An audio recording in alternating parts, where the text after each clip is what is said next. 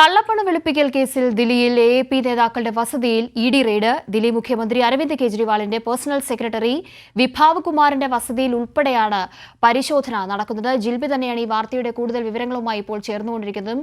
ജിൽബി, തുടർച്ചയായി ഇപ്പോൾ എ.എ.പി നേതാക്കളുടെ വസതികൾ കേന്ദ്രീകരിച്ച് ഇ.ഡിയുടെ റെയ്ഡ് നടക്കുന്ന ഒരു ഘട്ടമുണ്ട്. ഇന്ന് എങ്ങനെയാണ് ഈ നടപടിക്രമങ്ങളൊക്കെയും കൂടുതൽ നേതാക്കളെ ഇപ്പോൾ ലക്ഷ്യമിട്ടിട്ടുണ്ട് എന്ന് വേണോ പറയാൻ?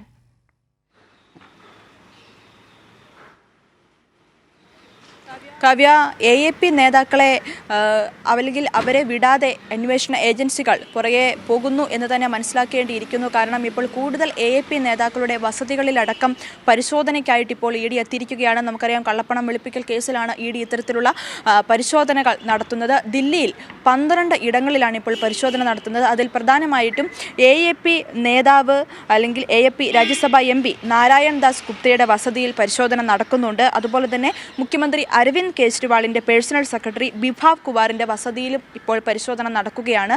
അതായത് നമുക്കറിയാം, പ്രതിപക്ഷം ഒന്നടങ്കം ആരോപിക്കുന്ന ഒരു കാര്യമാണ്. അതായത് പ്രതിപക്ഷ നേതാക്കളെ ബി.ജെ.പി അന്വേഷണ ഏജൻസികളെ ഉപയോഗിച്ചു വേട്ടയാടുന്നു എന്നുള്ള രൂക്ഷമായ വിമർശനം. ഈ ഒരു കാര്യമാണ് എല്ലാ സംസ്ഥാനങ്ങളിലും, ബി.ജെ.പി ഇതര സംസ്ഥാനങ്ങളിൽ എല്ലായിടത്തും ഈ ഒരു ബി.ജെ.പിയുടെ നടപടി കാണാം. കാരണം അന്വേഷണ ഏജൻസികളെ ഉപയോഗിച്ച് ഇത്തരത്തിൽ നേതാക്കളുടെ വസതികളിലടക്കം റെയ്ഡുകൾ നടത്തുന്നു, ഓഫീസുകളിലടക്കം റെയ്ഡുകൾ നടക്കുന്ന ഒരു സാഹചര്യം നിലനിൽക്കുകയാണ്. ഇപ്പോൾ എ.എ.പി നേതാക്കളുടെ വീടുകളിലേക്ക് ഇപ്പോൾ ഈ അന്വേഷണ ഏജൻസികൾ എത്തുന്നത്. കാരണം നമുക്കറിയാം, മറ്റന്നായി അഴിമതി കേസിൽ ദില്ലി മുഖ്യമന്ത്രി അരവിന്ദ് കെജ്രിവാളിനെ ചോദ്യം ചെയ്യാനായിട്ട് ഇപ്പോൾ 5 തവണ ഇ.ഡി നോട്ടീസ് അയച്ചിരുന്നു. കെജ്രിവാൾ ഹാജരാകാത്ത സാഹചര്യം പിന്നാലെ കോടതിയെ ഇപ്പോൾ ഇ.ഡി സമീപിച്ചിട്ടുണ്ട്.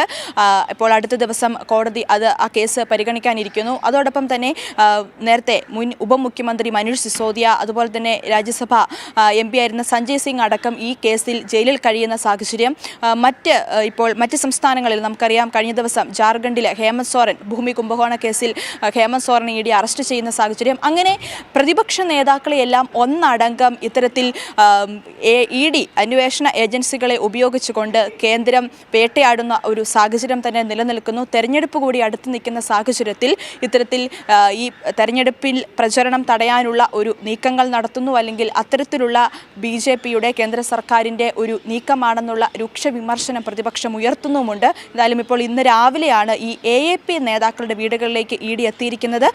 കൂടുതൽ എ.എ.പി നേതാക്കളെ ഇത്തരത്തിൽ അന്വേഷണ ഏജൻസികൾ അവരുടെ വീടുകളിൽ പരിശോധന നടത്തും എന്നും ഉള്ള വിവരങ്ങളൊക്കെ വരുന്നുണ്ട്. എന്തായാലും ഇപ്പോൾ മുഖ്യമന്ത്രി അരവിന്ദ് കെജ്രിവാളിൻ്റെ പേഴ്സണൽ സെക്രട്ടറിയും അതുപോലെ തന്നെ രാജ്യസഭാ എം.പിയുടെയും വീടുകളിലാണ് ഇപ്പോൾ എത്തിയിരിക്കുന്നത്. എന്തായാലും ദില്ലിയിൽ 12 ഇടങ്ങളിലായിട്ട് ഇ.ഡി പരിശോധന നടക്കുന്നുണ്ട് എന്നാണ് നമുക്ക് അറിയാൻ സാധിച്ചിരിക്കുന്നത്. കാവ്യ. ശരി, ജിൽബിയാണ് ഈ വാർത്തയുമായി ബന്ധപ്പെട്ട കൂടുതൽ വിവരങ്ങൾ നൽകിയത്.